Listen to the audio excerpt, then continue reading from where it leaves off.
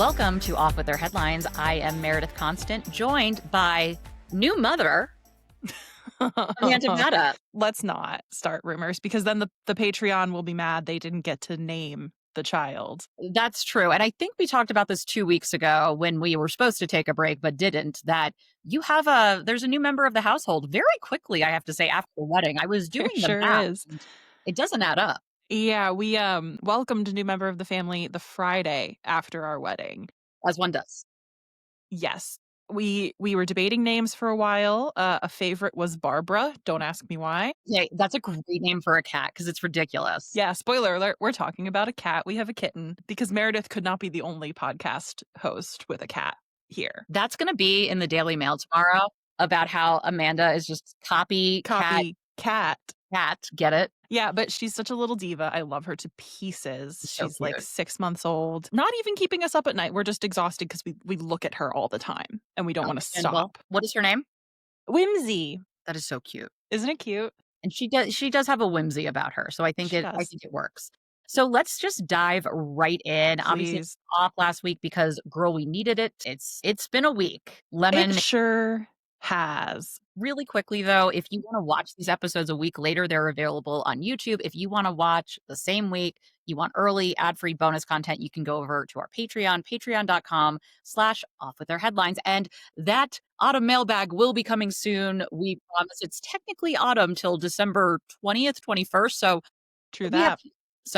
I'm just putting it out there, but we're going to get right into it because there is just so much going on. And even as we record this, it is Tuesday, October 21st. So just to set the scene, Virginia Giuffre's memoir, Nobody's Girl, dropped today.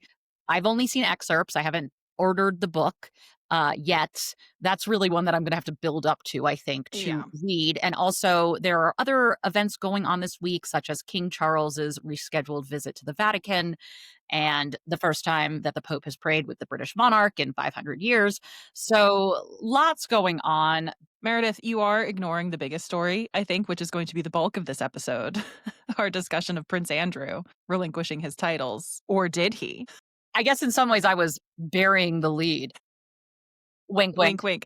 Yeah. So before we get to the Prince Andrew of it all, let's do a little burying the lead. If you are new here, this is our top of the episode segment where we just look at the state of royal news media today. Sometimes we talk about batshit stupid stories. Other times we want to dig a little deeper and look at what a specific piece of reporting or journalism can tell us about the larger picture here. So what are we reading from today, Meredith? You found this article. So we're actually looking at People magazine. We normally do UK outlets, but given the fact that the Sussexes are in the US, we're going to look at People. I actually want to go back to an article that came out in October of 2024 that I don't remember seeing at the time about Harry and Meghan being on different tracks, but twin tracks. And it's relevant because as we've seen really ever since they moved to Montecito, is that they've never been further apart. They're on different tracks. Harry doesn't want the spotlight. Meghan is doing her own thing. And this article positions it as that's by design. And the reason I wanted to look at it as well is that it's from People. And what happens later in the year is that Erin Hill, or in 2025, before Meghan's show comes out, Erin Hill, who is the co-author of this piece from People, she ends up interviewing Meghan. She gets the exclusive before With Love Meghan comes out. That's so interesting. And the other co-author is Simon Perry, who used to be, he might still be, a honorary Royal Rota member. So it's written by two pretty interesting, important people over at People. So the headline of this one is Inside Meghan Markle and Prince Harry's New Dynamic, a twin track approach is evolving, Friends says. And this is marked as an exclusive because we get a lot of quotes from friends close to the couple about how Harry's more focused on philanthropy work. Meghan is in her entrepreneurial phase. They bring up that With Love Meghan and As Ever products are also launching soon. And that while they're on these different tracks, their interests do diverge, primarily through the Archwell Foundation, mental health causes, the Parents Network. The other thing that they point out here, and we've definitely heard this since this article came out, is that, quote, this shift in focus has led to several recent solo appearances for Harry, but Meghan's absence far from signals a split. It's as much a reflection on parenting priorities in that one of them stays behind with the children, says the friend. So interesting. Well, now we're a year on from this article coming out. So I love that we're revisiting it now. It came out October 4th, 2024. This is still something that people love to talk about with Harry and Meghan. Well, she didn't show up for him. He didn't show up for her. They must be divorcing. It's like, no, actually, maybe they just have a healthy working relationship and can have professional lives that are separate while still like being a strong unit. Fast forwarding through the end of the article, the friend is sometimes called an insider, a royal insider, which I find very interesting. It's like, where does this person fall if we are Yeah. calling them all of those different names? Is it one person? Is it different people? Is it Yeah, I was trying to I don't figure that know. out. I think it's one. Yeah, I don't know. But the person says it is still evident they show up together for the causes they jointly support. What we are seeing is a functional and healthy relationship with two working partners, not the contrary. That's something that is still groundbreaking to say in 2025 because people just refuse to get it. So it is interesting now knowing what we know about the trajectory that Harry and Meghan's public personas will take in 2025. This was something they were almost trying to get ahead of. I think that's a really good point looking back, with that 2020 vision. The other thing I can't stop thinking about is that when Kate and William do this, it's seen as like, well, of course, they want to be there raising their children as well. And it's framed as that's why you don't always see them together, or they really try to prioritize having one parent home, Or which why William's only done 36 engagements in 2025. not that we're counting. No, not that we're counting at all. Yeah, I think they were definitely, to your point, trying to get ahead of what the story might be in 2025. And I also think we need to look at People magazine as kind of a Sussex outlet. Hmm. And that's controversial to say. Derogatory or complimentary? I think it's mutually beneficial. People is going through a renaissance. I believe it was the Us Weekly editor that went over to People, and they're obviously like, you're trying to up the sales of the magazine. And I think in terms of demographic, it makes sense for Harry and Meghan to want to have positive stories or give some access to People magazine, Mhm. to get their side in. And I think for People magazine, having access, having that in with the Sussexes is obviously beneficial because they get these kind of exclusives. And they got that exclusive with Aaron Hill and with Love Megan. So there's clearly something that's, kind of going on there. And it doesn't mean it's nefarious. It just means like this is how media works. Yes.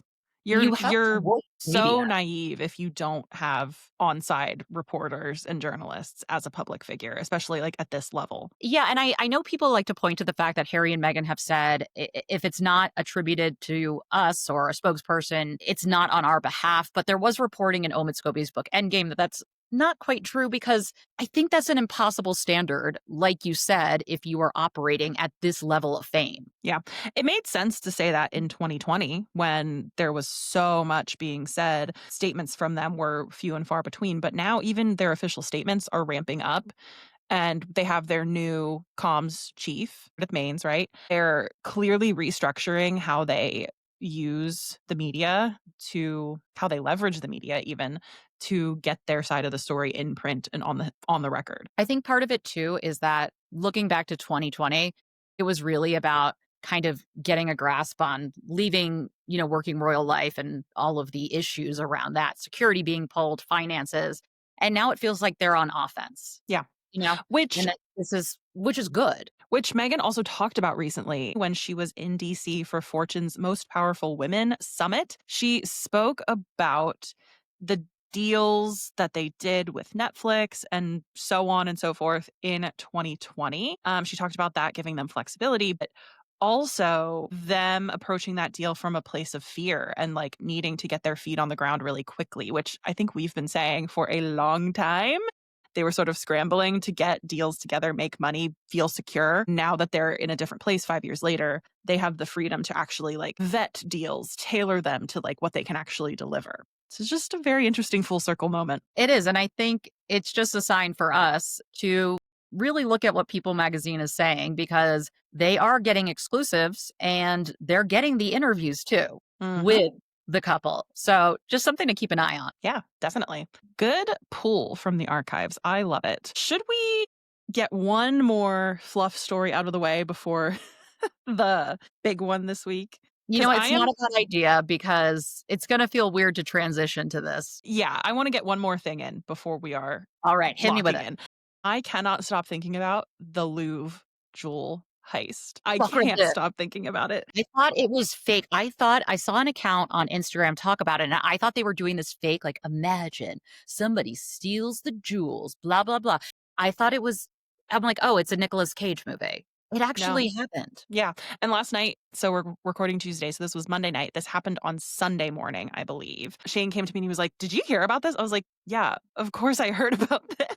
Because it was royal jewels that got stolen from the Louvre. I had so many people message me and say, "Has anyone checked the British museums?" Which rude, but Literally. understandable. Okay, another thing with the British Museum, they are raising money to acquire a Tudor era jewel that was recently, like, found. I'm like, "Why do you need to raise money? You are the British Museum. Do not ask me for money." Like, Huh, don't even. Anyway, huh. a lot of museum stories this week, but getting back to the Louvre, tiaras, earrings, matching sets of emeralds, sapphires, royal jewels from France were stolen in a 7-minute heist on Sunday morning. So it's believed that there were 4 thieves, as reported by people. 2 were dressed as museum workers and used small chainsaws, famously a tool of museum workers, as well as angle grinders to enter the Apollo Gallery. And then 2 accomplices were waiting on scooters, like mopeds, outside the museum, which is, again, just so French. The interior minister said the robbery lasted around 7 minutes. It was right as the Louvre was getting ready to open. They made off with, I believe it was 7 pieces. One extra piece, a huge crown, was found like a short distance from the Louvre and Did it was fall off the reportedly moped? damaged. Yeah, I think Did it it fell fall off off the moped. God da you know, someone was like, "You gotta hold on tighter." Yeah, I just brazen. so now that I know that this happened right before they opened, it makes a little more sense because I said Yeah. to myself, "How are they getting a mini chainsaw through security? Don't they have a bag check?" And they didn't. They entered, I think, through the courtyard up like a ladder that was hoisted from the back of a truck, I think, onto a first floor, which in Europe is like what we would call the second floor window. That is so bold, but maybe that's why it kind of works because it's so outlandish, you wouldn't That's expect. what a lot of people are saying. Like in an era of AI scams and phone insurance fraud crimes, like it's nice to get back to basics. Nature is healing, you God, know? it's so good to get back to basics. Regular kind of stealing. Yeah. So a lot of the jewels were associated with Empress Eugenie, who was the wife of Napoleon III, including a pearl and diamond tiara, a massive brooch. They call it like a reliquary brooch. It's huge, as well as a sapphire tiara, necklace, and earring set belonging to Queen Hortense, the wife of Louis Bonaparte, and Queen Marie Amélie, wife of Louis Philippe the First. A lot of Louis if we're talking about the French royals. So many lilies. And then there was an emerald set, a necklace and earrings that were given by Napoleon, like Bonaparte, to his second wife, Empress Marie Louise. So hopefully these jewels can be recovered. I feel like there were security cameras that had to have caught these thieves. There was a detective right outside the museum, which I sent you a picture of. If you have not looked up Louvre Museum heist detective, please It stop looks what you're fake. doing. It looks It like someone looks dressed up. it looks like a Poirot like period drama mystery. It's so funny. It's like very French cops, and they're all black, leaning on a car, and then just a man in what would we call that hat? A fedora, He's in a fedora, he's in a full a suit. Yeah. waistcoat. He's got a cane. I'm like, "Who is Sherlock So Holmes over French. here?" So that was a unifying story this week, I think, for That the was internet, wild. I also can't stop thinking, what exactly you're gonna do with all these jewels? You can't go on eBay right? and start selling this. You Like, can't Poshmark even that. if you break them apart, even if you pry them out of the settings, any anyone that's not operating, like, in a very shady manner is gonna see them and be like, "This is fishy," given the timing. And I just feel like anyone who gets them and even tried to sell them back to or whatever, then they would there's just so much risk involved for whoever would buy. I just don't you know what? I'm just not, I'm not a burglar. I just don't know how these things work when it comes to Maybe real maybe jewels. someone just wanted them. Maybe there's a Honestly, I would wear higher like up necklace, involved. that emerald Stunning. necklace. Yeah, that hurt. I think I have some of those pieces as custom content in my Sims save files because of course I do. So, Wow, my yeah. Sims are already wearing them. Yeah, that's where they're gonna look first. That little a Oh, little, no. Who inspect this downloaded this Rousseau. custom content? Gonna find your Sims. All right, we've put it off long enough, and this is probably going to be the bulk of our episode. So, shall we dive in, Meredith, to the bombshell of a story, which is still evolving, of Prince Andrew, quote unquote, relinquishing his titles? Oh, yes. If I hear the term in abeyance or relinquishing one more time, Yeah, I'm gonna lose my mind. yeah. But yes, there has been a developing story, and the more I think about it, the more we almost should have seen this coming with Virginia Mm. Giuffre's memoir coming out and excerpts that also came out. So before we get started, I just want to say potential trigger warning here. We're not going to go into graphic detail because you can read things where they're at, but just a trigger warning, there is going to be discussion of sexual assault. Yeah, let me start actually with the statement that came out on Friday. This was a classic Friday news dump item. A statement by Prince Andrew filtered through the royal communications. He says, "In discussion with the king and my immediate and wider family, we have concluded the continued accusations about me distract from the work of His Majesty and the royal family." I'm sure we will come back to that language. "I have decided, as I always have, to put my duty to my family and country first. I stand by my decision 5 years ago to stand back from public life. With His Majesty's agreement, we feel I must now go a step further. I will therefore no longer use my title or the honors which have been conferred upon me. As I have said previously, I vigorously deny the accusations against me." So, this is Prince Andrew saying, as was teased in multiple news outlets throughout the day on Friday, that he would be relinquishing the use of his titles. And that qualifier is so important, as many people have pointed out. Andrew's not giving up his titles in that he's not throwing them away. They can't be given to anyone else. He's not actually going through the legal machinations required to strip himself of these titles. He's not falling on his sword in that way. He's just going to stop using the ones which have been conferred upon him. Another distinction that's very important, because he is still going to use Prince, because that's his birthright. Meredith, come on. What do you Yeah, and want? he's just really he's earned it. I just can't get back to, as I've always put, my family and country first, which you can see an example of because the British government won't let journalists see what Andrew actually did during his time as UK trade envoy, where Yeah. there are many accusations that he used that role, that taxpayer-funded role, to enrich himself because he No, cares so much about no. family and country, He Amanda. was putting his country first so hard that you didn't even know. You didn't even know he was doing it, okay? You would never know. And that he did that for us, okay? He For us, we're not even British, and he He did it for still did it us. for us. All right, let's get into the timeline here before we get into the nitty-gritty of the titles and what has been kind of reported since this bombshell of a statement dropped, because there were a lot of questions in the wake of this.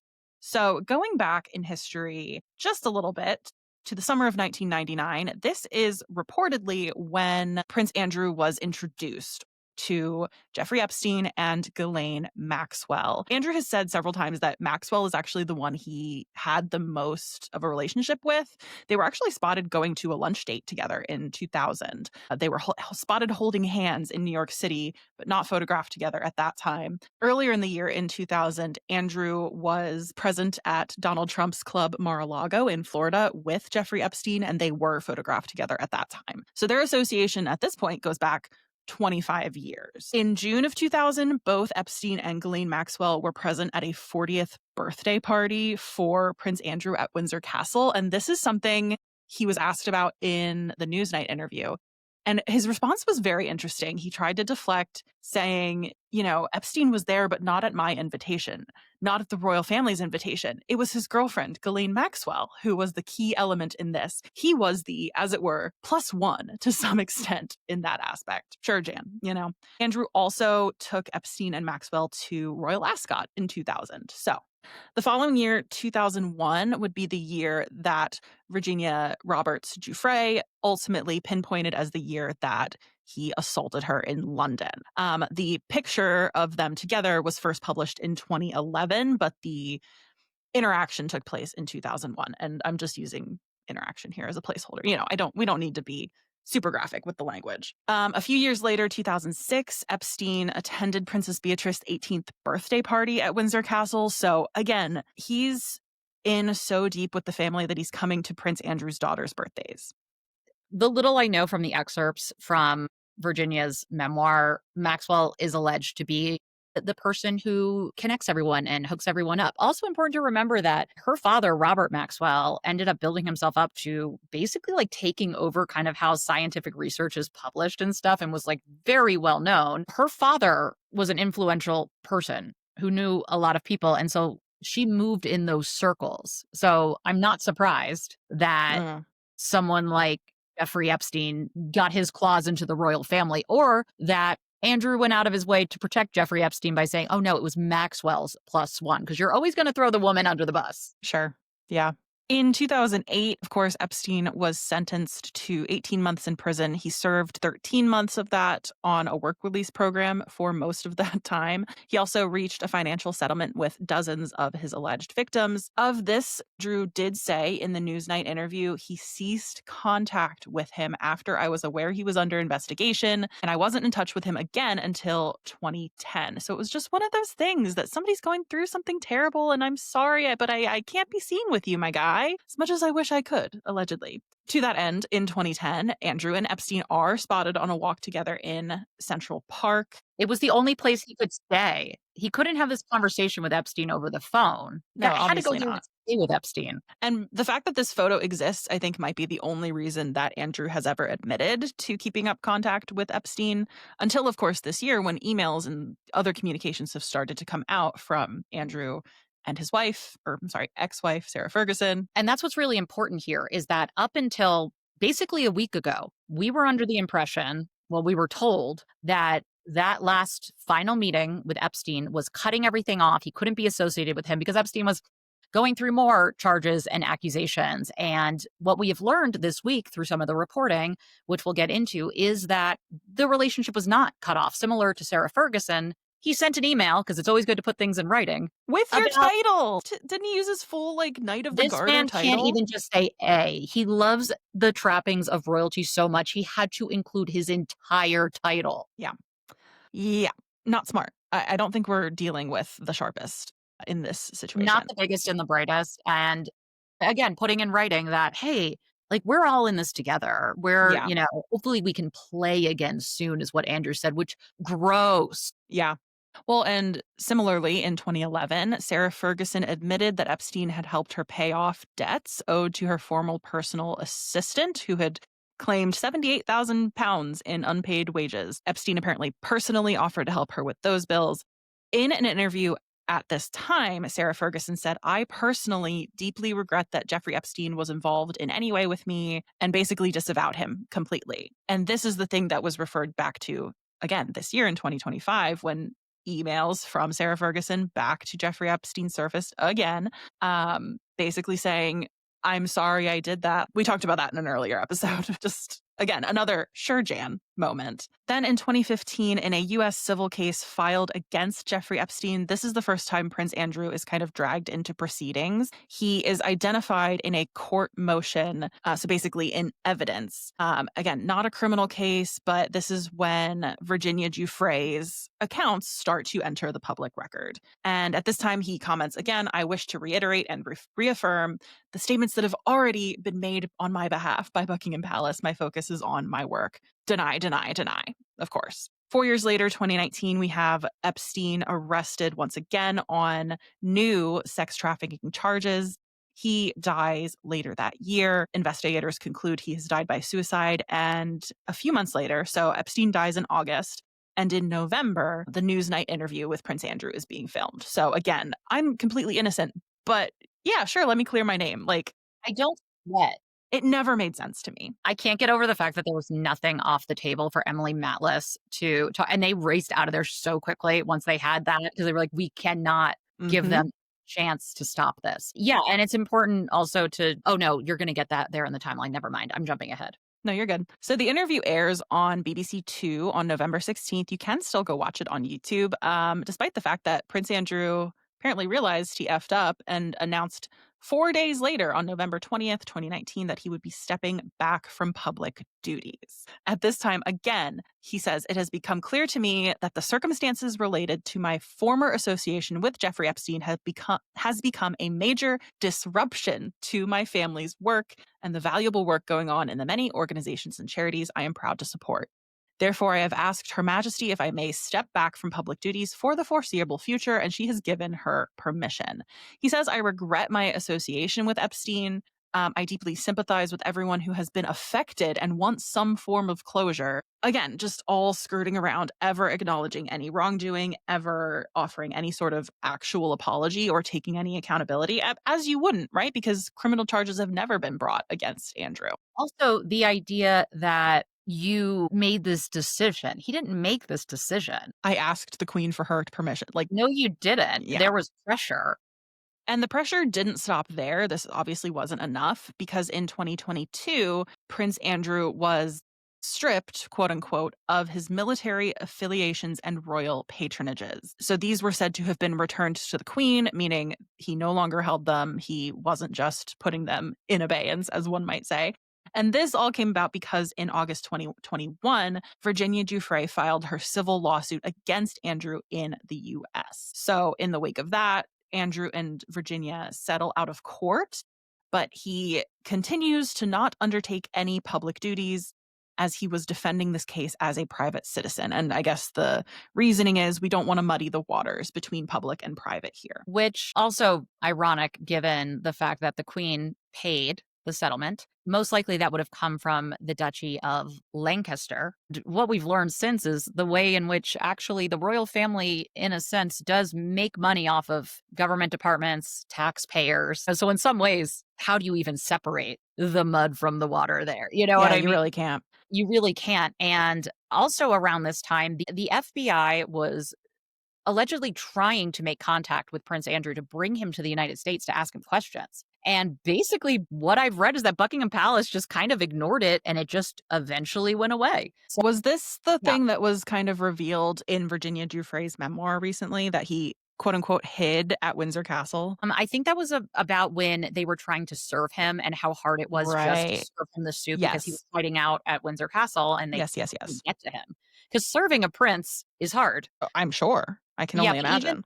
even the military patronages and giving those back, I mean, that was because of pressure from veterans who wrote to the Queen and said, "This is insulting Right. to our work, to what we do to have this man as a patron." And when are you there was public pressure, and that Emily Matlas interview really forced the British media to take note, to report on this, and for change to happen. And I think we're seeing something kind of similar now, although I think there's even more questions about, does the punishment fit the alleged crimes? As in, does it go far enough? You know, are we willing to accept this? And I really think that the palace thought they were going to do this Friday night news dump, get it out of the way, news cycles over the weekend, and then we can just, Move go on on. and talk about King Charles and his visit to the Vatican. Yeah, absolutely. But I keep saying, like, this is not going away. The public knows what accountability would look like in this situation, and we have not gotten it yet. And that's why I think places like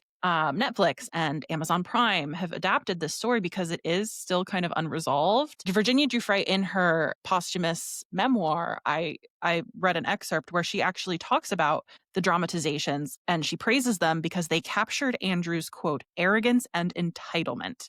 She says he just couldn't help himself, the way that certain men, whatever their sickness, assume certain rights without ever giving it a second thought. Those dramatizations and Sam McAllister, the producer from the BBC, writing her memoir about getting these scoops, these shocking interviews over the course of her career, like, the palace should know better, but they, again, continue to just surprise me.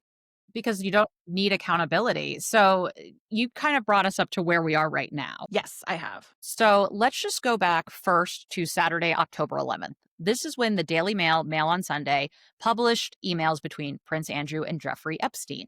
This allegedly happened weeks after the prince said he'd cut off all contact with Epstein.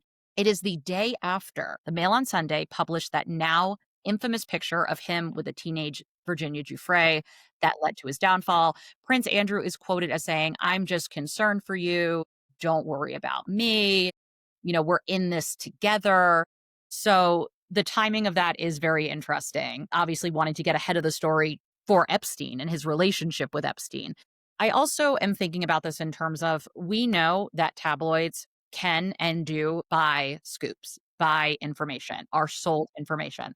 So I've really started to think about how exactly Is this coming to light? Are these emails paid for? Because they have the emails. That's why we can even really talk about them, because in the UK, if you don't have proof, Mhm. you really can't publish them. The burden of proof is switched from the US. It's not the same. So the fact that they are publishing them and saying, we can prove that these are real, I just wonder, is it just really good reporting and you happen to dig them up right now? Have you been sitting on them? Did someone come and sell them to you? Because the timing of this is quite interesting. And I wonder if the palace thought that this was the only set of emails that they had, Mm. why they went forward. Because what then happens is we start to see excerpts from Virginia Giuffre's memoir that drop Wednesday, October 15th. The Guardian publishes a lengthy one.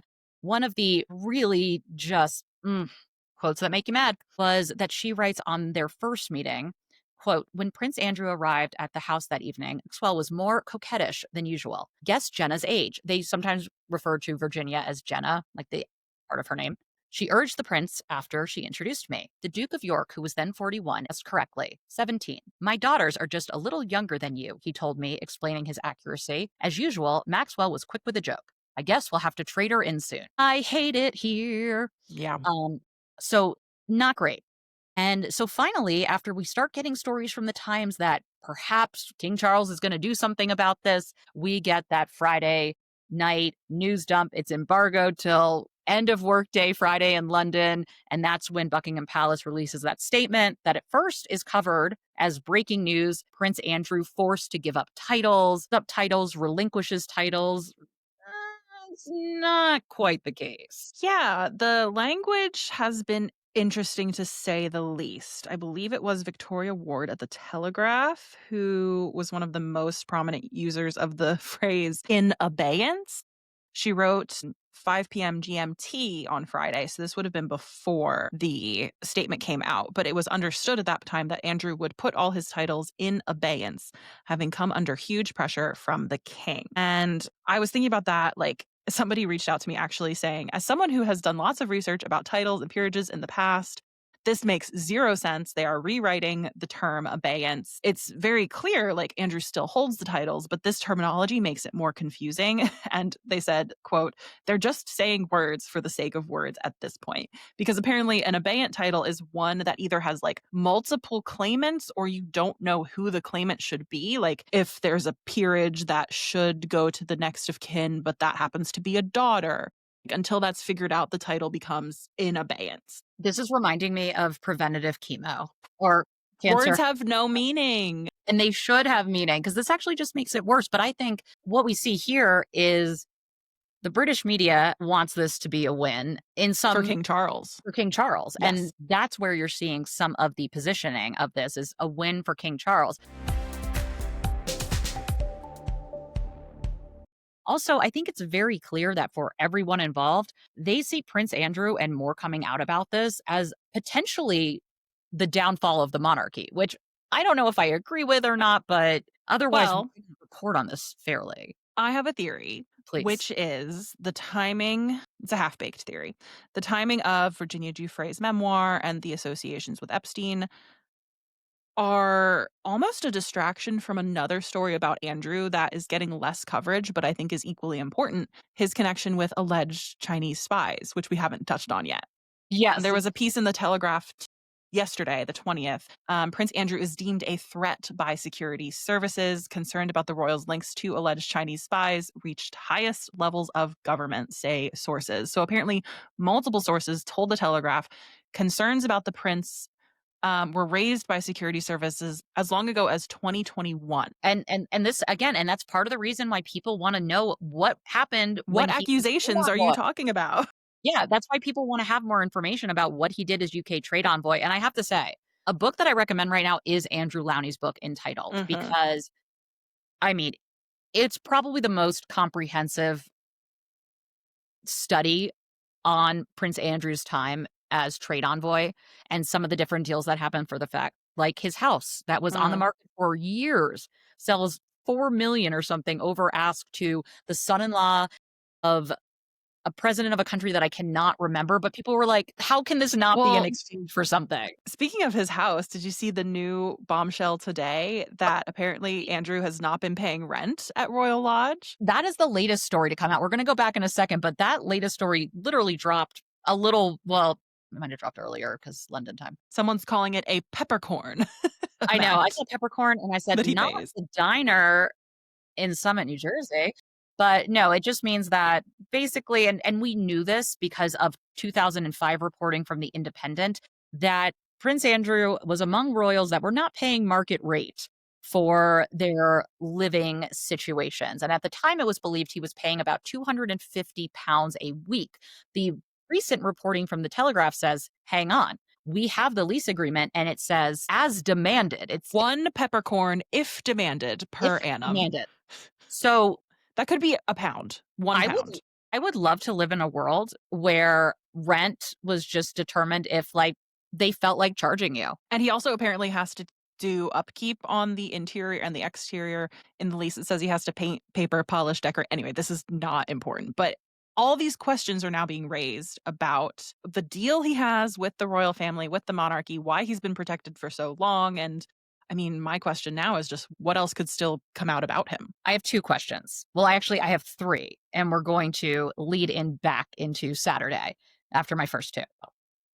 My first question is back in 2024, we were told that Prince Andrew would have to pay his own way, and Charles was cutting off his allowance, and that suddenly Andrew just came into millions of pounds, which the keeper of the privy purse said, it's all legitimate sources, and we just, yeah, it's all good. Trust us, bro. King and Palace was reached out for comment. They said, this is not our responsibility. So, number one, where's the money coming from? And does it have anything to do with maybe some of his sordid links? My other question, oh my God, I had 3 points. Okay. My other point is with the Royal Lodge, there is a clause in there that does say if you are found to do anything illegal or immoral, which I don't know how you Morality clauses I don't are know how you so determine that.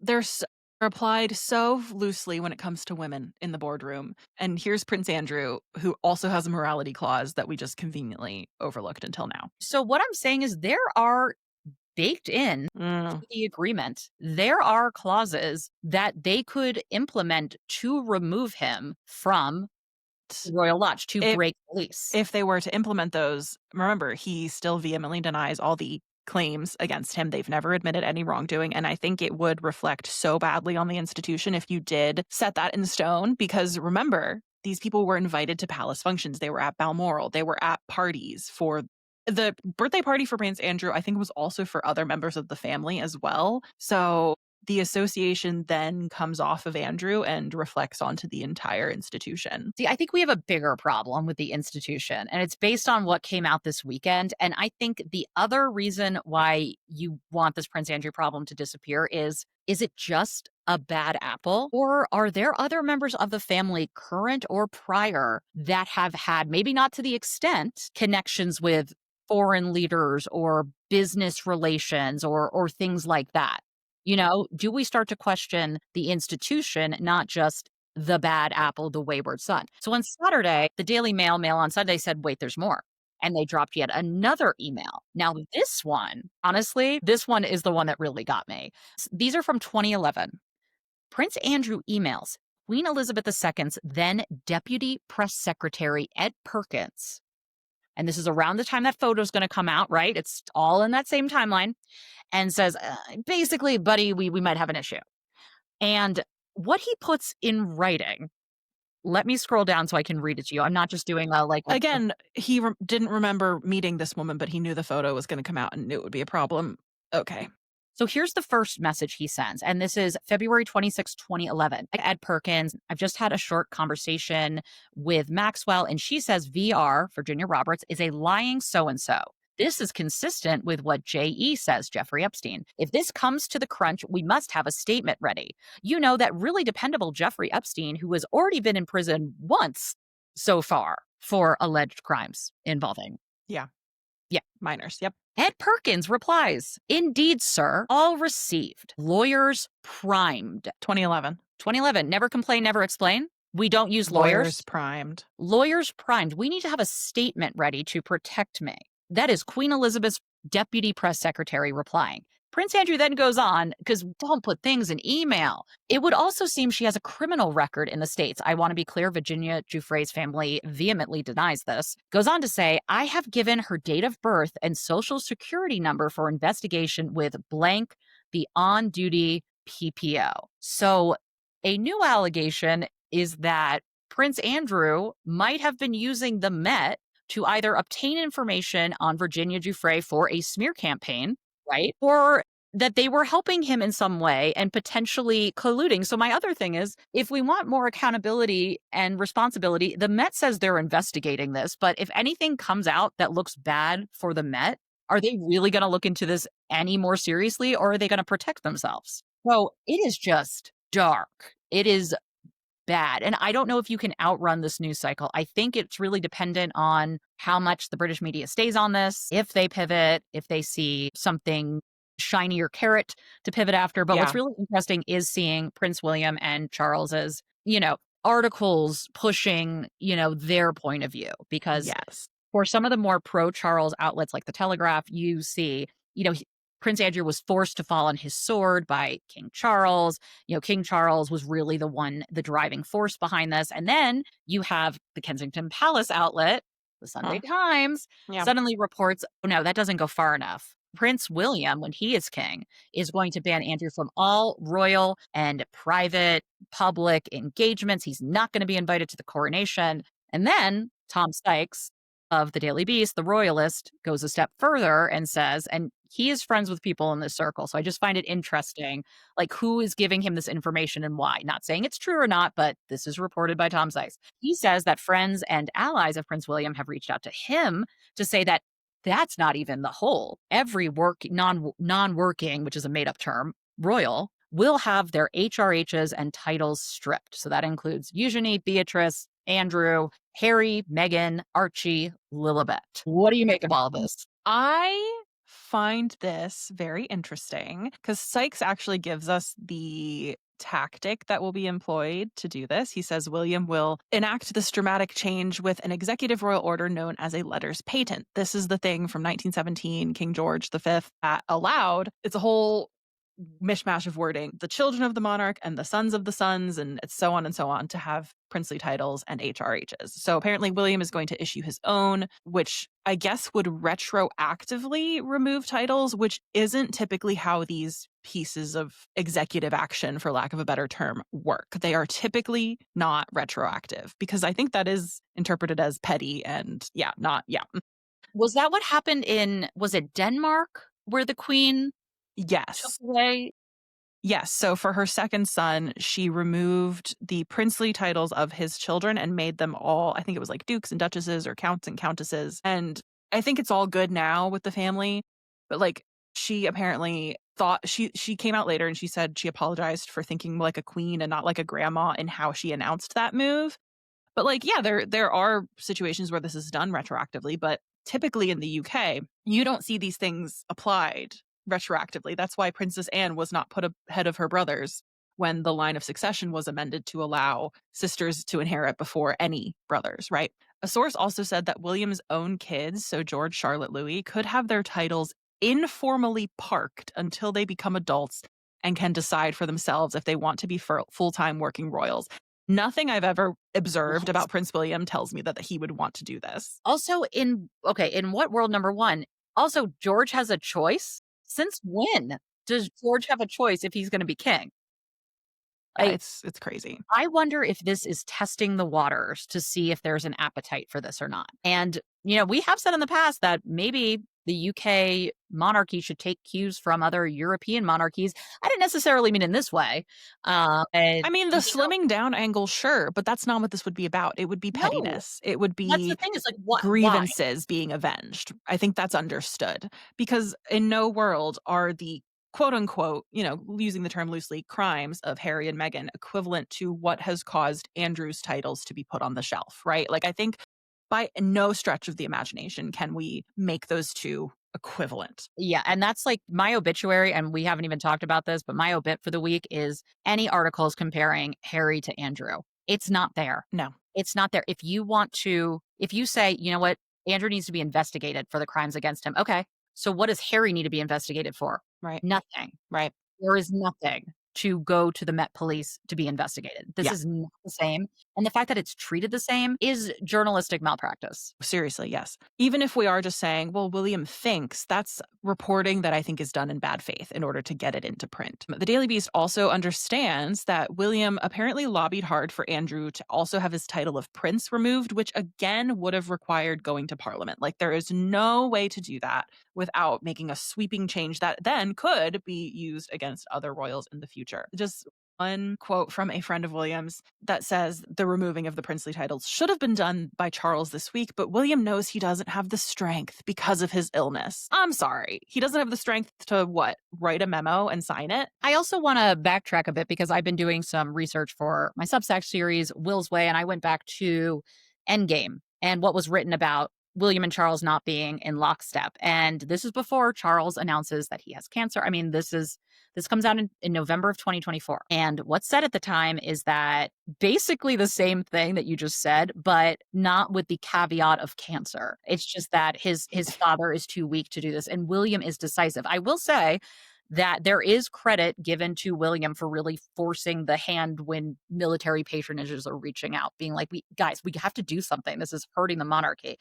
I don't doubt that he's decisive, but it's interesting how we are reframing the weakness in light of This is Charles. why when I talk about cancer diagnoses and treatments being used as a smokescreen or a crutch, like it's happening with William too. Like, how dare you, sir? Your wife was undergoing cancer treatment and you're going to say your dad's too weak to sign a memo or make an executive action It's a because of his really good cancer point. treatment? That, yeah. Wow. So, is there anything else we want to discuss on this topic? Not Well, that it hasn't been a delight. let's just end with a quote from Andrew Lowney to the Daily Beast, who, when asked about Andrew's titles, said it's not enough. The king should have removed Andrew's titles, not just asked him to stop using them. There is much more to come. This is the tip of the iceberg. And I take him at his word. Like, he's written the book on this. I bet there's stuff he couldn't send to print because of burden of proof. You know what I That's mean? what I think. I think burden of proof, and I think perhaps at the time people were less likely to talk. I do wonder if this goes to print, if we get more, because maybe people are more willing to chat with him. Because the intro of his book talks about here are all the people I tried to reach out to and all the doors that were slammed in my face trying to report on this. Absolutely. We'll just have to see. We will indeed.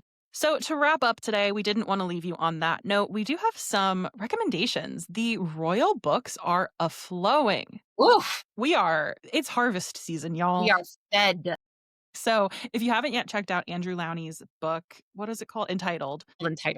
The Rise and Fall of the House of York. Indeed. Indeed. That is a great read to pick up this week. And I would imagine Virginia Giuffre's memoir, if you're in the headspace for it, if you just need a little fire in your belly, I would say. Yeah, there's also a really good review from The Guardian about Virginia's memoir. And I think it really does grapple with, reading this kind of book, having a stomach for this kind of book. And also, it discusses just how even having survived this, she has to almost apologize for her story while she tells it, Mm. because it's so gruesome. And so there's a kind of an interesting larger reflection on being a survivor and writing this kind of book and just being a woman. And so it's really interesting. It's in The Guardian if you search The Guardian reviews for reviews of Virginia Giuffre's book. So that is obviously a book that is out right now.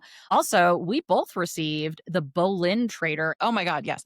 This is Philippa Gregory's latest historical fiction. There are mixed feelings about Philippa Gregory kind of changing history to suit her narrative arcs, because all of her books are fiction. This new one, it's about Jane Boleyn, Anne Boleyn's sister-in-law, and if you've ever watched The Tudors, she is portrayed very unsympathetically as kind of the villain in other people's and her own story. Apparently, there's new historical recontextualizing happening that paints Jane Boleyn more as a savvy player at Henry VIII's court and more of a sympathetic figure. So that's where Philippa Gregory approached her new book from.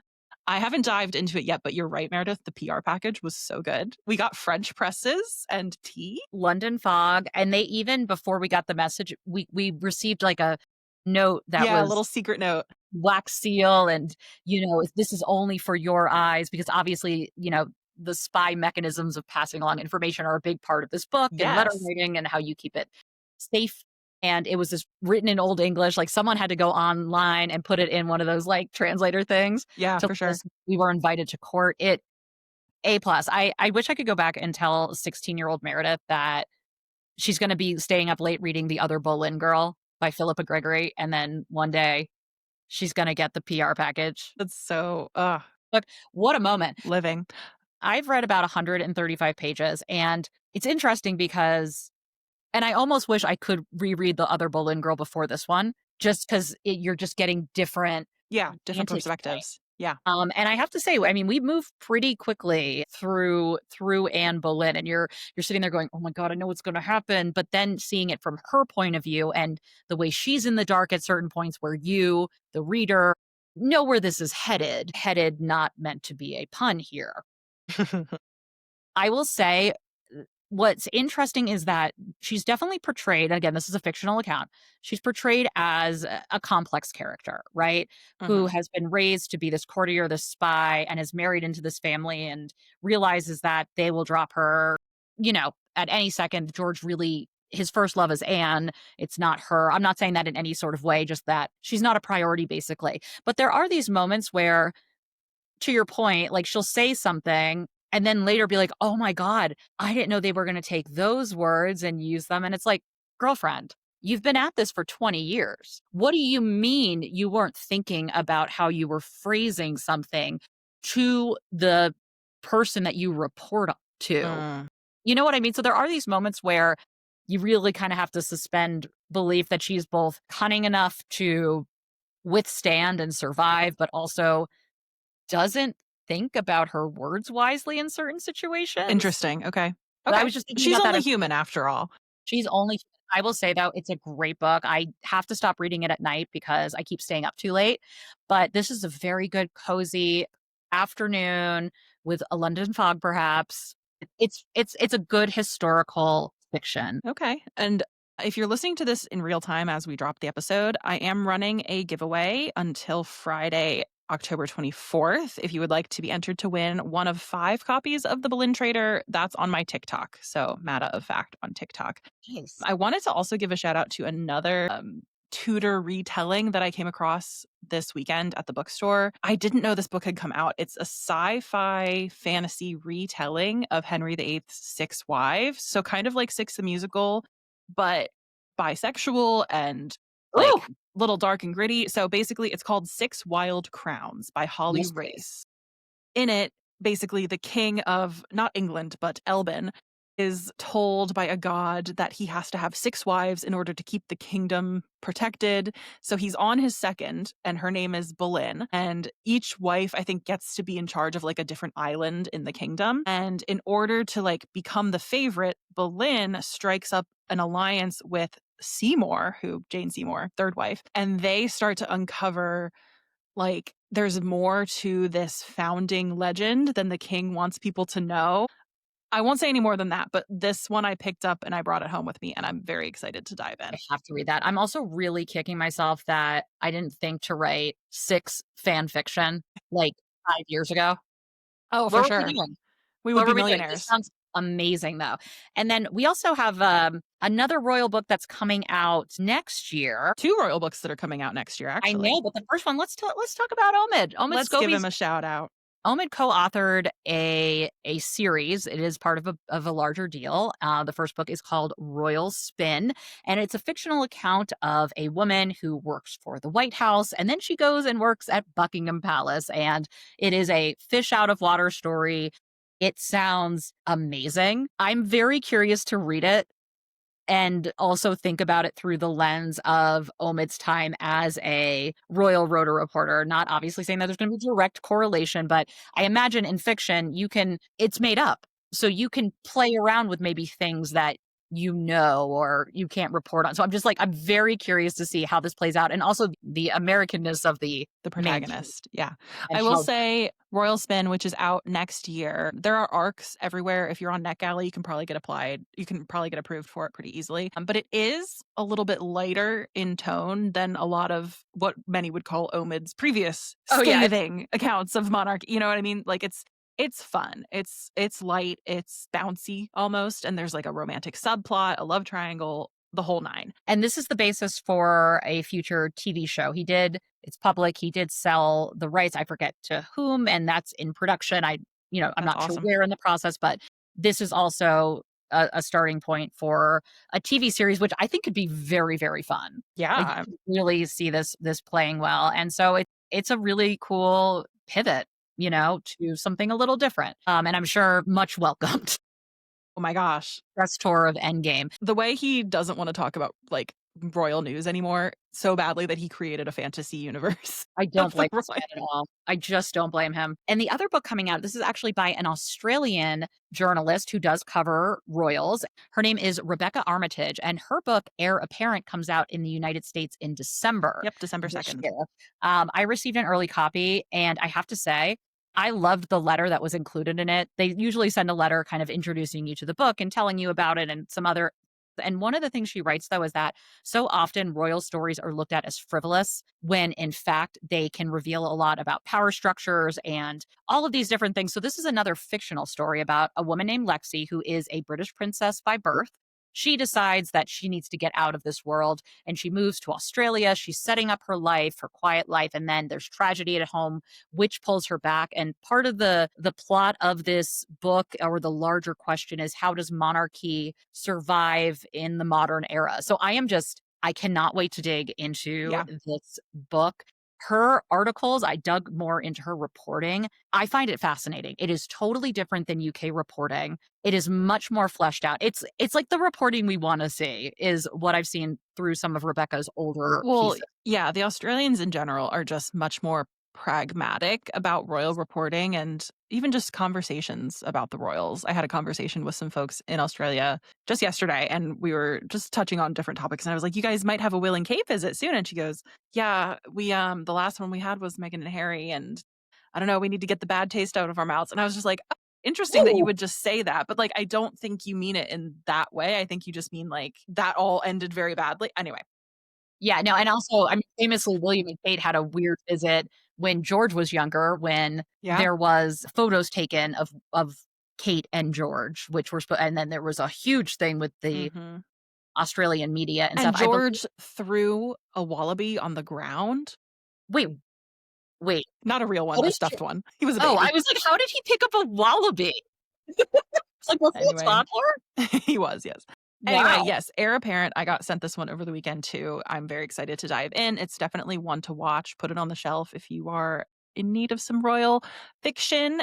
This is one where basically there's a family tragedy that means Lexi, birth name Princess Alexandrina, must kind of return to London and take up the mantle of the monarchy once again. So she's grappling with that. Promises to be like a spectacular the rollout for it has been very promising too. It's getting a lot of hype. It's getting a lot of hype. They've done a great job promoting it, and I think we deserve some cute, fun books, We okay? do. We have suffered We long need some enough. cuteness and we need some lightness, and I think You hear that, Tom Bauer? we just want something a little lighter. So if you're looking for some royalty without the, I don't know, Some reality, royalty that you can like let cool, sip, pick up, put down, not will not give you necessarily indigestion or scalding. raise your Yeah. blood pressure. Yeah. I think those are some great recommendations. I'm excited that the books are flowing again. I love this season. Me too. Yeah. All right. Well, I think we did it as best we could with our source material this week, Meredith. With everything, really. Yeah. Before we go, we do need to give a shout out to our Patreon press secretaries who they have joined at a tier that, along with all of the benefits, early episodes, bonus episodes, video content, they also receive our undying love and affection. And those people are Molly, Nikki, Lulu, and Jessica, as well as our crown jewel, Sir. Christopher, Order of the Baby's Breath, Garter of Princess Somalia, blah, blah, blah, blah, blah. Amen.